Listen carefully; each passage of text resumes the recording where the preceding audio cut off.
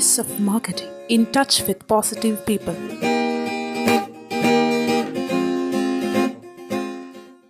എല്ലാവർക്കും സ്വാഗതം. ഞാൻ ജയകൃഷ്ണൻ.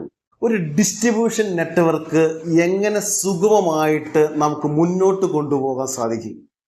എന്തിനാണ് ഡിസ്ട്രിബ്യൂഷൻ നെറ്റ്വർക്കിൽ നിന്നും എല്ലാവരും ഓടി ഒളിക്കുന്നത്? ഒരു ഡിസ്ട്രിബ്യൂട്ടർ ആരംഭിച്ച ശേഷം അയാൾ എന്തുകൊണ്ടാണ് ഒരു ഡീലറായിട്ട് മാറുന്നത്?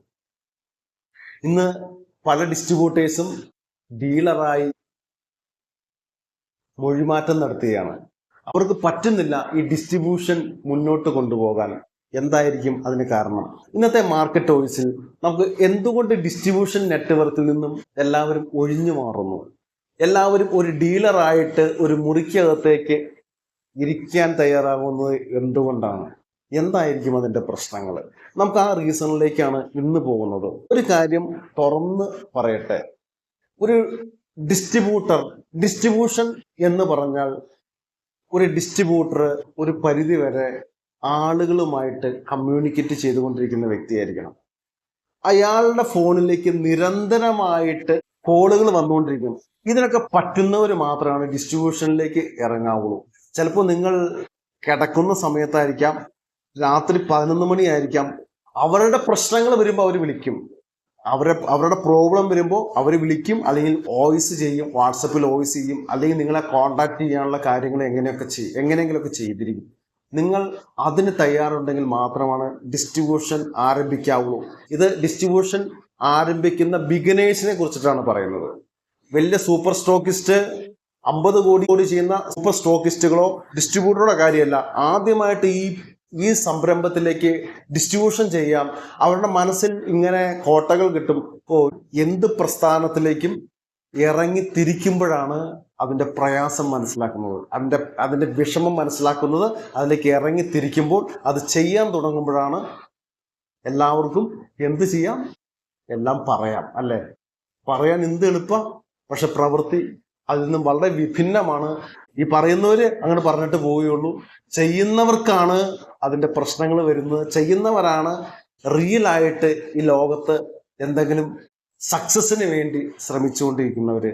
പറയുന്നവർക്ക് എപ്പോഴും എവിടെ വെച്ചും പറഞ്ഞിട്ടങ്ങ് പോകാം, അത് ചെയ്യാൻ പ്രയാസമായിരിക്കും എന്നാണ് ഇൻ ഷോർട്ട് പറഞ്ഞു നിർത്തുന്നത്. ഒരു ഡിസ്ട്രിബ്യൂട്ടറെ സംബന്ധിച്ചിടത്തോളം അയാള് വിൽക്കുന്ന പ്രോഡക്റ്റുകളെ കുറിച്ചിട്ട് കൃത്യമായിട്ട് ഒരു ഐഡിയ ഉണ്ടായിരിക്കണം. ഞാൻ ഏത് പ്രോഡക്റ്റാണ് വിൽക്കാൻ ഉദ്ദേശിക്കുന്നത്, എൻ്റെ പ്രോഡക്റ്റ് എന്താണ്, ഞാൻ കസ്റ്റമറിന് കൊടുക്കാൻ ഉദ്ദേശിക്കുന്ന പ്രോഡക്റ്റ് എന്താണ്, അതിനെക്കുറിച്ച് കൃത്യമായ ഒരു കാഴ്ചപ്പാട് ഇല്ലാതെ ഒരു പ്രോഡക്റ്റ് എടുത്ത് നിങ്ങൾ മാർക്കറ്റിൽ വിൽക്കാൻ നോക്കരുത്.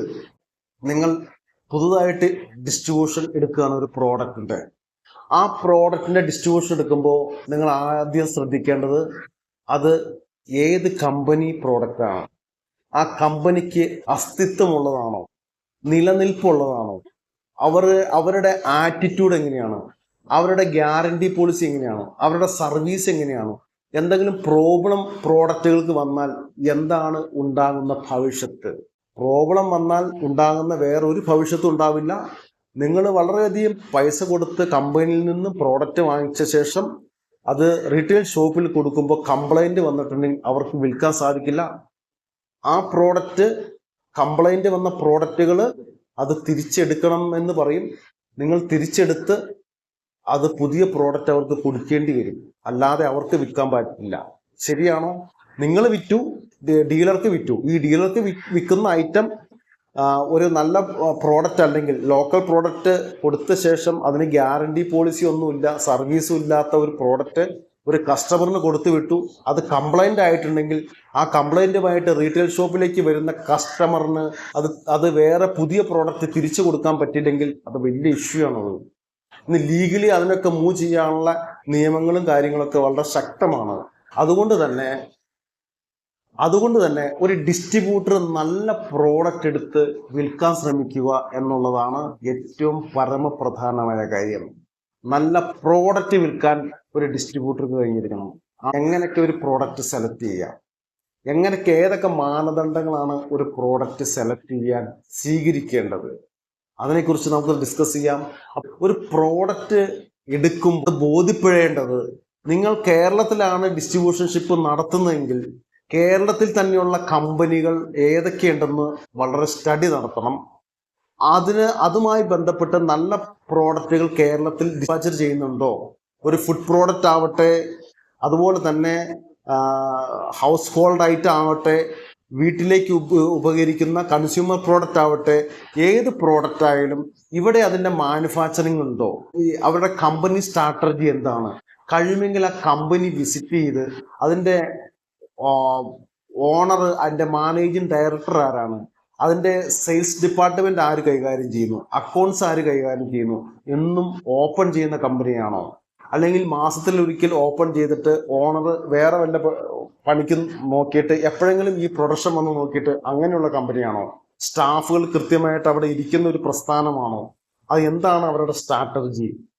ഇതൊന്നും പഠിക്കാതെ, ഇതൊന്നും നോക്കാതെ ഡിസ്ട്രിബ്യൂഷൻഷിപ്പ് ക്ഷണിക്കുന്നു, നിങ്ങൾക്ക് ഡിസ്ട്രിബ്യൂഷൻഷിപ്പ് തരാൻ തയ്യാറാണ്, ഡിസ്ട്രിബ്യൂഷൻഷിപ്പിനെ ആഗ്രഹിക്കുന്നവർക്ക് കോണ്ടാക്ട് ചെയ്യാം, വേറെ ഒന്നും വിചാരിക്കില്ല, കമ്പനി കാണണ്ട, പ്രസ്ഥാനം കാണണ്ട, അവരുടെ സ്ട്രാറ്റജി കാണണ്ട, അവർ മാർക്കറ്റിൽ കൊടുക്കുന്നു നോക്കണ്ട, കോമ്പറ്റീറ്ററെ കുറിച്ച് പഠിക്കണ്ട, ഇതൊന്നും നോക്കാതെ അറിയാതെ എടുത്തു ചാടി എത്രയാണ് വേണ്ടത്? 2 ലക്ഷം നെഫ്റ്റ് ചെയ്തു, പ്രോഡക്റ്റ് വന്നു. പ്രോഡക്റ്റിനെ കുറിച്ചുള്ള നോളജ് ഇല്ല. ആളുകളും പെട്ടുപോകുന്ന ഒരവസ്ഥകളുണ്ട്. കുറെ പൈസ കയ്യിൽ ഉള്ളത് കൊണ്ട് മാത്രം ജീവിതത്തിലെല്ലാം കിട്ടി, കുറച്ച് പൈസ മാത്രം കിട്ടിയത് കൊണ്ട് ഒന്നും ആയിട്ടില്ല ആരും. അതിന് എന്ത് പ്രോഡക്റ്റ് എടുക്കുമ്പോഴും അതിനെക്കുറിച്ച് പഠിക്കണം. നമ്മൾ പഠിക്കാതെ ഒരു പ്രോഡക്റ്റിൽ വന്ന് തല വെച്ച് കൊടുക്കരുത്. അതിൻ്റെ മാർക്കറ്റ് പഠിക്കണം. അവരുടെ സ്ട്രാറ്റജി കൃത്യമായിട്ട് പഠിച്ച ശേഷമാണ് ഒരു പ്രോഡക്റ്റുമായി മാർക്കറ്റിലേക്ക് പോകാവുള്ളൂ. പ്രോഡക്റ്റുമായി മാർക്കറ്റിലേക്ക് പോയി ഒരു ഷോപ്പിൽ 10,000 സ്റ്റോക്ക് കൊടുത്തു, അങ്ങനെ ഒരു 10 ഷോപ്പിൽ കൊടുത്തു. വേണ്ട, 10 ഷോപ്പ് മതി. ആ 10 ഷോപ്പിൽ 10,000 വെച്ച് കൊടുക്കുമ്പോൾ തന്നെ 1 ലക്ഷം രൂപ അങ്ങനെ മാറി. ആ 1 ലക്ഷം രൂപ നിങ്ങൾക്ക് അപ്പൊ തന്നെ പൈസ കിട്ടിക്കൊള്ളണമെന്ന് നിർബന്ധമില്ല. അത് ക്രെഡിറ്റ് ആയിട്ടാണ് പോയത്. ആ പ്രോഡക്റ്റ് അടുത്ത ദിവസം, അടുത്ത നെക്സ്റ്റ് വീക്ക് വരുമ്പോൾ പൈസ തരാമെന്ന് പറഞ്ഞ് നിങ്ങൾ പ്രോഡക്റ്റ് കൊടുത്തു.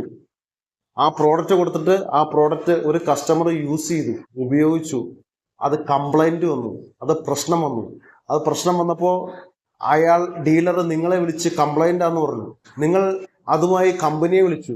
കംപ്ലൈന്റ് ഞങ്ങൾ പിന്നെ അവിടെ വന്ന് നോക്കിക്കോളാം, ഇപ്പോൾ കംപ്ലൈന്റ് ഒന്നും മാറ്റി തരാൻ പറ്റില്ല, അങ്ങനെ ഒരു പോളിസിയാണ് അവർ പറയുന്നതെങ്കിൽ അതിനകത്ത് പ്രശ്നമായി പെട്ടു, നിങ്ങളുടെ പേയ്മെന്റ് അവിടെ ബ്ലോക്കായി. ഇതൊക്കെ സംഭവിച്ചിരിക്കുന്ന കാര്യങ്ങൾ തന്നെയാണ്.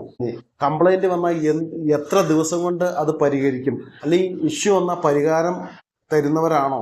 അല്ലെങ്കിൽ ചൈനയിൽ നിന്ന് ഔട്ട്സോഴ്സ് ചെയ്യുന്നവരാണോ? അല്ലെങ്കിൽ ഇന്ത്യയുടെ വേറൊരു സ്റ്റേറ്റിൽ നിന്ന് ഔട്ട്സോഴ്സ് ചെയ്യുന്നവരാണോ?